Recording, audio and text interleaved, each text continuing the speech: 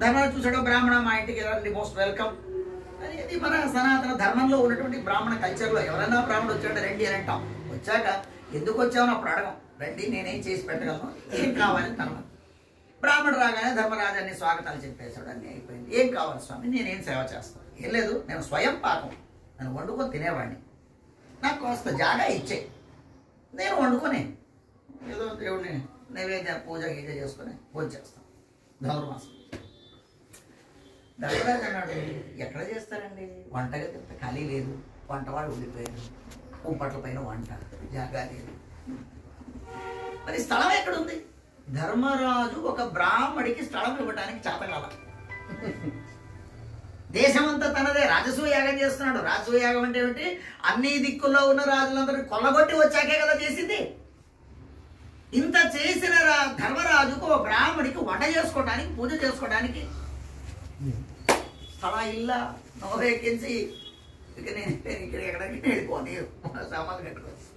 కృష్ణుడు వచ్చాడు, అన్నీ తెలుసు, సర్వంతర్యామి, తెలియదు ఏమీ కాదు. కానీ కావాల్సిన ఏం ధర్మరాజు, ఏం సంగతి, ఎవరైనా ఎవరైనా గ్రీన్ పట్టు పంచి కట్టుకుని బాగానే ఉన్నాడు, ఎవరైనా అని అడిగాడు. ఏదో వచ్చారు, ఏదో స్వయంపాకం అంట, ఏదో పూజ చేసుకుంటాడట, ఆయన ఏదో తింటాడు, జాగా లేదు. అట్లయితే ధర్మరాజు ఇంటికి వెళ్ళి నేను జాగా లేకుండా తిరిగి వచ్చామని రేపు చెప్పుకుంటూ వెళతాడు, నీకు మంచిదా అన్నట్టు. అని అయిపోతాడు, పెద్ద విషయమే కాదు. కానీ ధర్మరాజు ఇంటికి వెళ్ళాక నాకు ఇంత తినటానికి, వండుకోవటానికి, పూజ చేసుకోవడానికి జాగా ఇవ్వలేనటువంటి వాడు ధర్మరాజు అని చెప్పుకుంటూ తిరుగుతాడు, నీకు మంచిదా, నేను వెళ్ళలేదా అన్నట్టు. అమ్మ ఇదేదో నచ్చిన పడింది మళ్ళీ అనుకున్నాను. సరే ఏదో అడ్జస్ట్ చేస్తాం, స్వామి ఒక పని చేద్దాం, ఆల్రెడీ మా వంటవాళ్ళంతా వంటలు చేసేసారు, చాలా అన్ని రకాల భక్షభోజ్యాలు అన్నీ అయ్యాయి, ధనుర్మాసం పూజలు నైవేద్యాలు అన్నీ అయిపోయాయి, మీరు స్నానం చేసి మీ అనుష్ఠానం చేసుకొని భోజనానికి వస్తే మాకు పరమానందం అవుతుంది, నేను స్వయం పాకం చేసుకుంటాను. ఈ బ్రాహ్మణుడు ఈయన ఒకటి అలాంటివి గట్టివాడి. సరే కానీ ఇంకా కృష్ణుడు చెప్పాడు, బ్రాహ్మణుడు అలాంటి వాడు, ఏదో ఇంత జాగా చూపించాడు, అన్నీ అయిపోయింది. సరే ఎవరో ఉత్తమ బ్రాహ్మణుడు వచ్చాడు కదా అని ఆ బ్రాహ్మణుడితో సహపంక్తి భోజనాలు అందరూ కూర్చున్నారు. ఆ బ్రాహ్మణుడు ఒక చోట, మిగతా వాళ్ళందరూ కూర్చున్నారు. భోజనాలు అన్నీ అయిపోయింది. భోజనాలన్నీ అయిపోగానే సరే కృష్ణుడు గబగబా పరిగెట్టుకుని వచ్చాడు. వచ్చి ఏం చేశాడు అంటే, ఆ బ్రాహ్మణుడు ఎవరైతే కూర్చున్నారో ఆయన విస్తరు తప్ప మిగతా విస్తరులు అన్నీ తీసేశాడు. అన్నీ తీసి పక్కకి వెళ్ళిపోయాడు.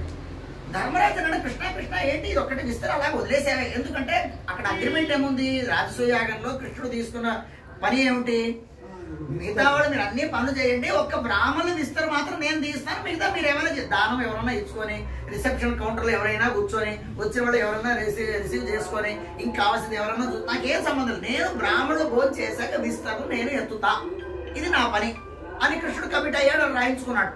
ఇది తప్ప ఇంకెవరు ఏం చేయటానికి. అది సరే ఆ లెక్కన కృష్ణుడు ఏం చేశాడు, ఆకు తీశాడు. ఎవరిది? ఈ బ్రాహ్మణుడు తప్ప మిగతా తీశాడు.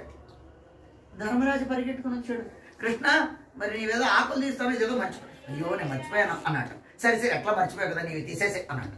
సరే కృష్ణుడు చెప్పాడు, ఒక ఆకే కదా, ఒక ఆకు తీసాడు, మళ్ళీ ఒకటి వచ్చింది, ఇంకోటి తీసాడు, ఇంకోటి మళ్ళీ తీసాడు. అలాగ తీస్తూ 1,00,000 కోటి అనంత విస్తరలు అక్కడ వచ్చాయట. లెక్కలేనన్ని ఆకులు అక్కడికి వచ్చాయి.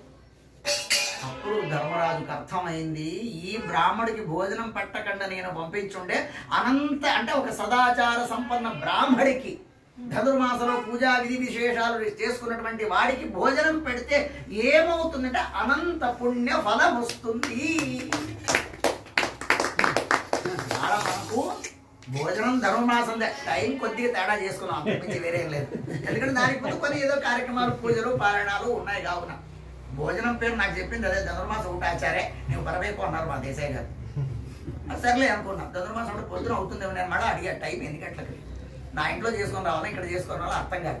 ఇలా వద్దు అన్నాం, పర్వాలేదు అంటే పేరు ధనుర్మాసం, ఊట టైం చేంజ్. సరే ఏదైతేనేమో వంట విశేషాలు అవే ఉంటాయి కదా, దానికి మించి వేరే ఏమి ఉండదు కదా. ధనుర్మాసం ఒగ్గి ఉంటుంది, ఇంకోటి ఏదో ఉంటుంది, దానికి సంబంధం అంటే కొంత కాలాతీతము ఒకటేదో జరిగింది. సంధ్యావందమే కాలాతీతం అయితే 4వ అర్ఘ్యం ఇచ్చాం. సరే ఏదో అక్కడ తప్పిదని జరిగింది. అంటే ఇవాళ మనం చేస్తుంది ధనుర్మాస భోజనం, ధనుర్మాస పూజ, తన్నిమిత్త పారాయణం, అష్టోత్తరం ఇత్యాది XYZ.